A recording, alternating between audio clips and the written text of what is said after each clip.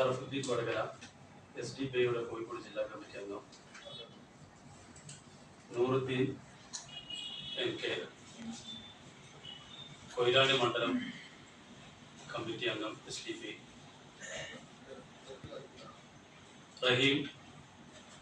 പയ്യോളി, അദ്ദേഹത്തിന്റെ ഭാര്യ ഫൗസിയ.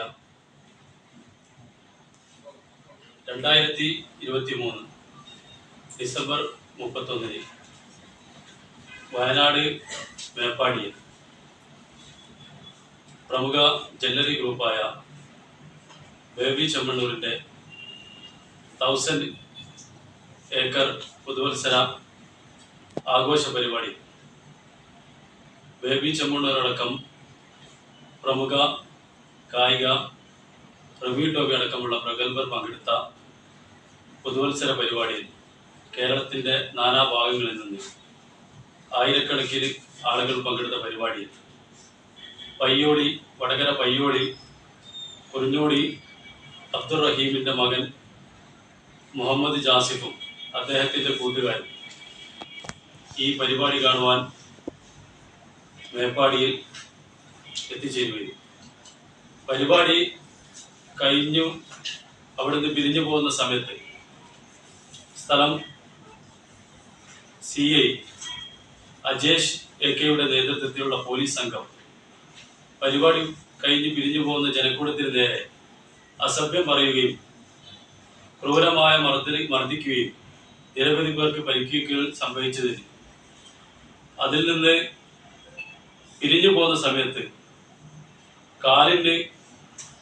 കഴിഞ്ഞ 1.5 വർഷം മുന്നേ ആക്സിഡന്റ് പറ്റിയ മുഹമ്മദ് ജാസിഫ് എന്ന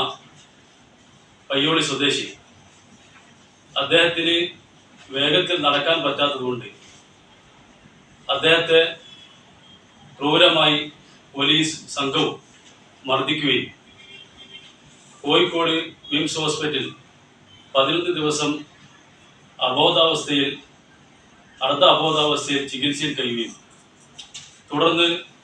9 മാസത്തോളം അദ്ദേഹം ഈ ഒരു ആക്രമണത്തിൽ ദുരന്തം പേറി ചികിത്സയിൽ കഴിഞ്ഞുകൊണ്ടിരിക്കുകയാണ്. ഈ ഒരു ആവശ്യം ഉന്നയിച്ചുകൊണ്ട് ഇദ്ദേഹത്തിന് നേരെ നടന്ന ഈ ഒരു ആക്രമണത്തിന് നേതൃത്വം കൊടുത്ത പോലീസും അവർക്കെതിരെ നടപടി സ്വീകരിക്കുകയും നിഷ്പക്ഷമായി അന്വേഷിച്ചുകൊണ്ട് കുറ്റക്കാർക്കെതിരെ നടപടി സ്വീകരിക്കണമെന്നാവശ്യപ്പെട്ട് അദ്ദേഹവും അദ്ദേഹത്തിന്റെ കുടുംബവും സ്ഥലം SP, DGP, ബഹുമാനപ്പെട്ട ഗവർണർ, അതോടൊപ്പം മുഖ്യമന്ത്രിക്ക് ഇമെയിൽ അയക്കും പരാതി നൽകുകയും ആ പരാതിന്മേൽ അന്വേഷണം യാതൊരുവിധ തരത്തിലും നടക്കാത്തതുകൊണ്ട് തുടർന്ന് സ്ഥലം MLA കാനത്തിൽ ജമീലയുടെ നേതൃത്വത്തിൽ സെക്രട്ടേറിയറ്റിൽ നേരിട്ട് മുഖ്യമന്ത്രിയെ കുടുംബം പോയി കാണുകയും പരാതി നൽകുകയും അദ്ദേഹത്തെ ബോധ്യപ്പെടുത്തുകയും DYSP റാങ്കിലുള്ള ഉദ്യോഗസ്ഥൻ അന്വേഷിക്കണമെന്ന് മുഖ്യമന്ത്രി നിർദ്ദേശിക്കുകയും ചെയ്തിട്ടും 9 മാസത്തോളമായിട്ടും യാതൊരുവിധ നടപടിയും ഈ കാര്യത്തിൽ ഉണ്ടായിട്ടില്ല എന്ന് മാത്രമല്ല, കുടുംബത്തിന്റെ ഏക അത്താണിയായ 2 മക്കളുള്ള ഒരു ബാപ്പയും ഉമ്മയുമുള്ള ഒരു കുടുംബത്തിന്റെ ഏക ആശ്രയമായിരുന്ന കേന്ദ്ര സർക്കാരിന്റെ തപാൽ ഓഫീസിൽ താൽക്കാലിക നിയമനത്തിൽ ജോലി ചെയ്യുന്ന ജീവനക്കാരായിരുന്ന 27 വയസ്സുള്ള മുഹമ്മദ് ജാസിഫിന് നീതി ലഭിക്കണമെന്ന് ആവശ്യപ്പെട്ടുകൊണ്ട് ആക്ഷൻ കമ്മിറ്റി രൂപീകരിക്കുകയും പല രീതിയിലുള്ള നിയമ പോരാട്ടങ്ങൾ നടത്തുകയും ചെയ്തിട്ടും ഇതുവരെ യാതൊരുവിധ നടപടിയും സ്വീകരിച്ചിട്ടില്ല എന്ന് മാത്രമല്ല